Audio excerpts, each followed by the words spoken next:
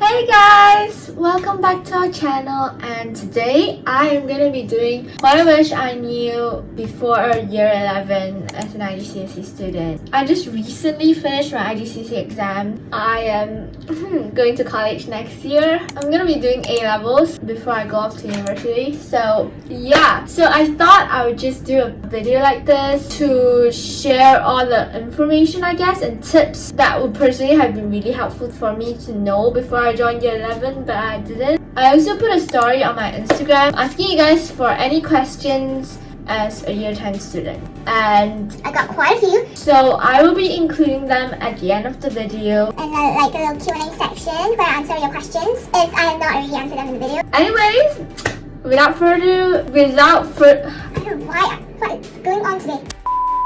Without further ado, let's dive right into this video. So the first tip that I have, which is probably something that a lot of you guys are wondering, is when you should start like full past papers. And my tip is definitely to start as soon as possible. Obviously, you can't start the full past papers until you finish the syllabus. So I recommend the moment you finish your syllabus, you should definitely start doing full past papers. For me, I personally started doing full past papers at the beginning of year 11. We hadn't finished the syllabus yet, so there were some questions that I couldn't do, so I just left it. But it's good to start the practice first. You don't have to do it that frequently at the beginning, just like one paper every week or every 2 weeks for a subject, just to get yourself accustomed to the question method. But once you fully finished your syllabus, that's when you have to start doing the full past papers regularly. It will really help. Instead of cramming all the past paper practice into the last month or something, that is just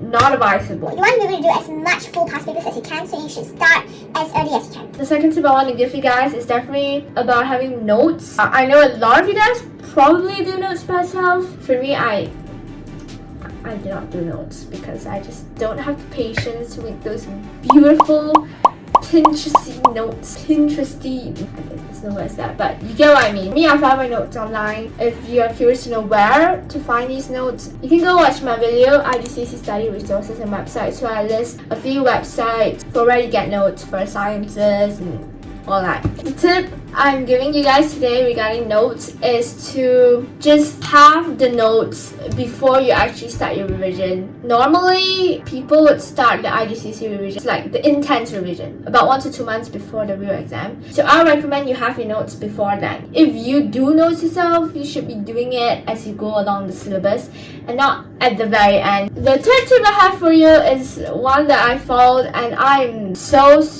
grateful I did this. It is to save any notes, slides, resources, anything that is uploaded or shared by your teachers. I'm so glad I did this, especially for my chemistry. My chemistry teacher always uploaded slides and worksheets and notes, all that after every class, and I will make sure to always download every single document that she uploads. I had an entire folder of all the slides that she used in class. And let me tell you, it was so useful during revision period. Sometimes when I was unsure of some things that I was going over, I would remember that my teacher talked about it in class before, and I would go back and refer to the slides that she used, and I'll find the information was there. So I would definitely recommend you to do it. It's just a little extra step. Just make it a habit to do it every single time your teacher uploads something. You might need to use it during your revision, and you won't be able to find it then if you hadn't saved it. The next tip I have for you guys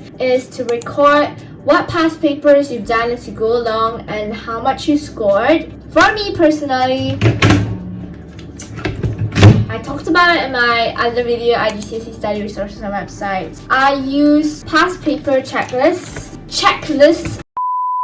I use past paper checklists during my past paper revision to keep track of all the past papers that I've done and how much I scored, and it really helped me because it made sure that I wasn't doing the same past papers twice in a row, and also that if I wanted to redo a past paper, I could see if I improved. I personally made my own past paper checklist because I couldn't find one that fit my needs online, and I'm gonna be giving it to you guys for free. The link is in the description box below, so you can go check it out. Speaking of past papers, I've heard of some people who do the past papers but don't mark it. I mean, we've all been guilty of that, but there is no point at the end of the day if you're not marking your past papers after doing it. Very important, mark your past papers after you do it and write your corrections down on the paper. Truth be told, I never really flipped through my past papers during my final revision period, but the act of writing the corrections down did help me remember the mistakes because it made it so much more significant in my memory. So write down the corrections. You might not refer to it in the future, but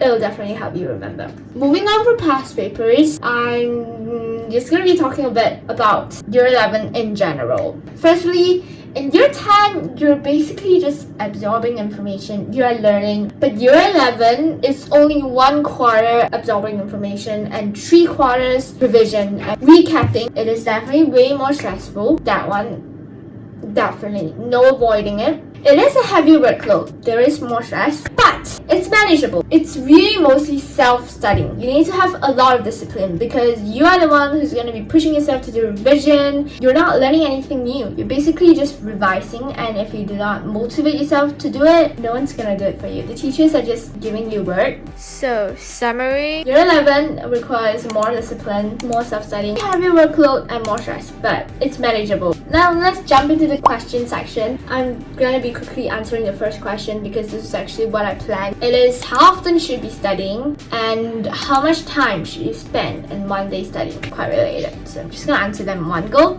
I would recommend you to study at least 2 hours a day starting from year 10 and 4 to 6 hours 2 months before the exam. I have to tell you, I really didn't study exactly 2 hours every day in year 10, but I did study every day. And when I was in year 11, I definitely studied at least 2 hours every day leading up to the final 2 months. So I would tell you consistency is definitely the key. It's not about how many hours you spend studying, like, oh, today I studied 6 hours and tomorrow I studied 0. That's not gonna work.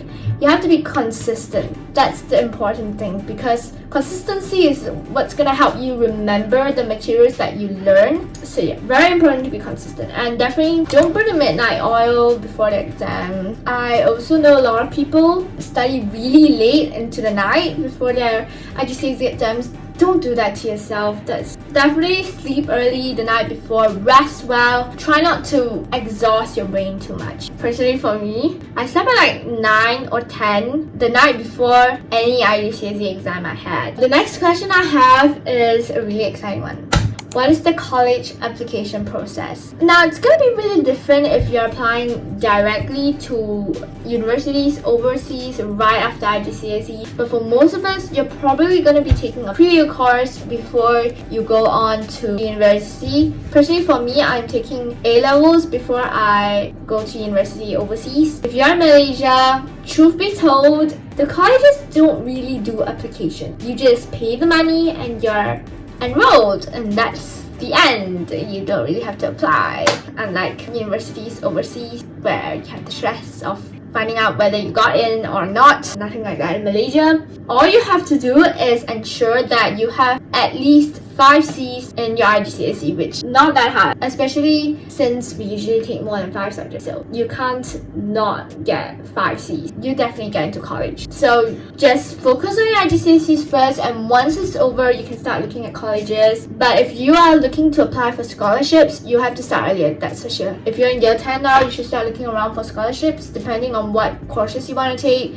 A-levels, IB. Start looking around for colleges that offer scholarship and when are the deadlines for scholarship application, because some deadlines for scholarships are really early. The next question I have is, how do you revise for a high mark biology, chemistry or physics questions? I can't really dive in depth in this video, but I'll probably dive in depth into if I make another IGCSE video again, which I probably will. But I would recommend you look at the mark scheme. That's the beginning. Every time you do past paper questions for science, to be honest, for any subject, but especially for the science answers, make sure you look at the mark scheme. That is going to tell you what points to include. Secondly, I hope you have an experienced teacher, but your teacher should know how to answer the questions. If you are ever unsure on how to structure your questions or how to answer questions, just ask your teacher, and anytime your teacher gives example answers in class, copy it down. Any sample answers. Why was I saying example answers?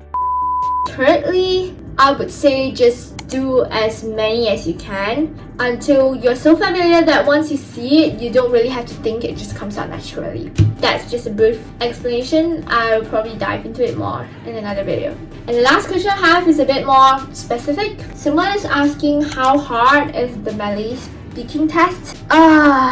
I'm guessing you are talking about the foreign language, and I have bad news for you guys. The format has changed. When I took The Malay and Mandarin speaking test for the foreign languages, it was an older format, but now they have changed the format, which I had to take for the French foreign language speaking test. Let me tell you, the older format was easier because you could do a lot more preparation for the older format. And if you were going to ask me if the older format was easy, I would have said the difficulty was probably 5/10. But now the new format, I have to give it an 8 or 9. Unless you're really proficient in the language. But I'm sure your teachers will give you all the help. So if you are under the guidance of the teacher, you'll have no problem at all. They'll tell you everything you need to know. And that's all I have for you guys today. Oh my gosh, I have 25. 26 minutes of footage. It's a lot for me to edit. I really hope this video helps you guys, and I'm wishing you guys the best of luck for your IGCSE and for year 11, and I'll see you in the next video. Bye!